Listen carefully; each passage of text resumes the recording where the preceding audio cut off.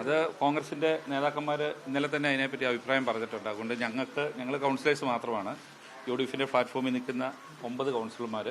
ഞങ്ങൾ ആ 9 പേരും ഒറ്റക്കെട്ടായിട്ട് ഇന്ന് ഉണ്ടായിരുന്നു. അതാണ് ഞങ്ങൾക്ക് പറയാൻ പറ്റുള്ളൂ. പിന്നെ ജനാധിപത്യ സമ്പ്രദായത്തിൽ അനിവാര്യമായ ആ തെരഞ്ഞെടുപ്പിൽ വിജയിച്ച ആളെ ഞങ്ങൾ അഭിനന്ദിക്കുന്നു. അവരുടെ വിജയം ഞങ്ങൾ സാങ്കേതികമായി അംഗീകരിക്കുന്നു. അതാണ് ഇപ്പോൾ ഞങ്ങൾക്ക് പറയാനുള്ളത്. രാഷ്ട്രീയപരമായി അത് അംഗീകരിക്കാൻ പറ്റത്തില്ലല്ലോ.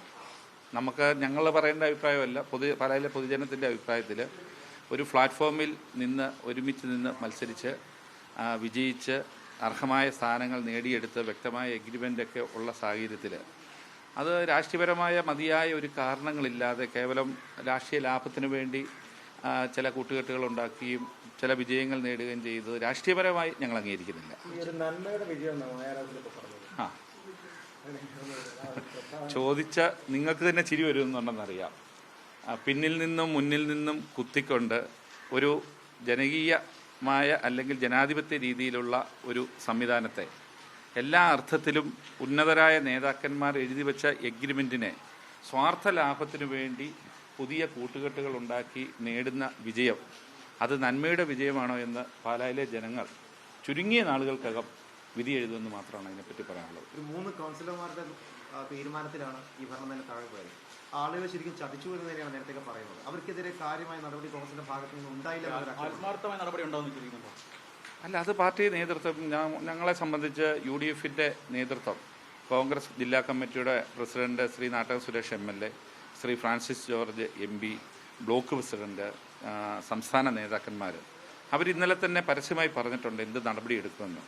മാത്രമല്ല 5 പേർക്കെതിരെ നിയമപരമായി ഇലക്ഷൻ കമ്മീഷനിലും മറ്റ് നിയമപരമായ രീതിയിൽ നിയമപരമായ നടപടിയുമായിട്ട് മുമ്പോട്ട് പോയി കഴിഞ്ഞു. പോകുമെന്നല്ല പറഞ്ഞിരിക്കുന്നത്, പോയി കഴിഞ്ഞു, നടന്നുകൊണ്ടിരിക്കുന്നു. അപ്പോൾ അത് DCC പ്രസിഡന്റ് തന്നെയാണ് അത് ഡിക്ലെയർ ചെയ്തിരിക്കുന്നത്. അപ്പോൾ കോൺഗ്രസിൻ്റെ ജില്ലയിലെ അവസാന വാക്കായ DCC പ്രസിഡന്റ് ഒരു തീരുമാനം പറഞ്ഞപ്പോൾ അതിനെതിരെ അല്ലെങ്കിൽ അതിന് മുകളിൽ ഒരു അഭിപ്രായം പറയേണ്ട കാര്യമില്ല, ആർക്കുമില്ല. അവർ പാർട്ടിയിലില്ല എന്ന് DC പ്രസിഡന്റ് തന്നെ പറഞ്ഞിരിക്കുന്നു.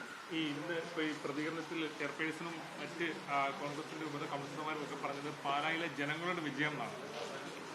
ഞാൻ ചോദിക്കുന്നത്, ഒരു ഇടതുപക്ഷ ജനാധിപത്യ മുന്നണിക്ക് 12 പേരാണ് ഉള്ളത്.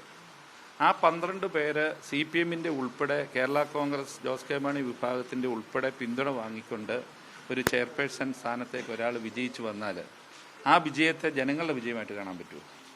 അതെങ്ങനെയാണെന്ന് മനസ്സിലാകുന്നില്ല. ഇത് ഞാൻ പറഞ്ഞു തന്നത് ഒരു ധാർമ്മികതയോടെയോ അല്ലെങ്കിൽ ആശയപരമായ ഒരു വിജയമല്ലത്, ആമാശയപരമായ ഒരു വിജയമാണെന്നാണ് ഞങ്ങൾക്ക് പറയാനുള്ളത്. കേവലം വ്യക്തി താല്പര്യങ്ങൾ സംരക്ഷിക്കാൻ വേണ്ടിയുള്ള ഒരു വിജയം. ആ വിജയം ഒരുപക്ഷെ എല്ലാ കാലത്തും താൽക്കാലികമായ വിജയങ്ങൾ ഇങ്ങനെയൊക്കെ എല്ലാവർക്കും ഉണ്ടാകുന്നുണ്ട്.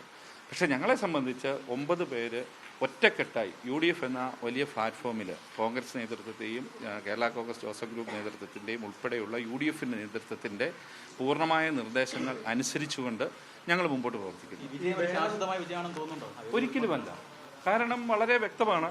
4 പേർക്ക് ഒരേ നോംസ് വെച്ച് വിപ്പ് ലംഘിച്ചു എന്ന ആരോപണത്തിൻ്റെ പേരിലും അല്ലെങ്കിൽ ആ ഒരു അടിസ്ഥാനത്തിലും 5ാമതൊരാൾ UDFിൻ്റെ കെട്ടുറപ്പിൻ്റെ നിയമപരമായ പരിധിയിൽ വിട്ട് പ്രവർത്തിച്ചു എന്നതിൻ്റെ പേരിൽ 5 പേർക്കെതിരെ ഇപ്പോൾ തന്നെ ഫയൽ ചെയ്തിരിക്കുന്നു. 5ാമത്തെ ആൾക്കെതിരെ വരും ദിവസങ്ങളിൽ തന്നെ 6ാമത്തെ കേസും 2ാമത്തെ കേസും കൊടുക്കുന്നതാണ്. പ്രധാനപ്പെട്ട കാര്യം വേണമെന്ന് വിചാരിച്ചു കഴിഞ്ഞാൽ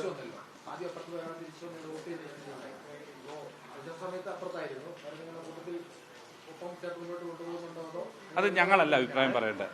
അതിൻ്റെ അഭിപ്രായം പറയേണ്ടത് കോൺഗ്രസിൻ്റെ UDFിൻ്റെ നേതൃത്വമാണ്.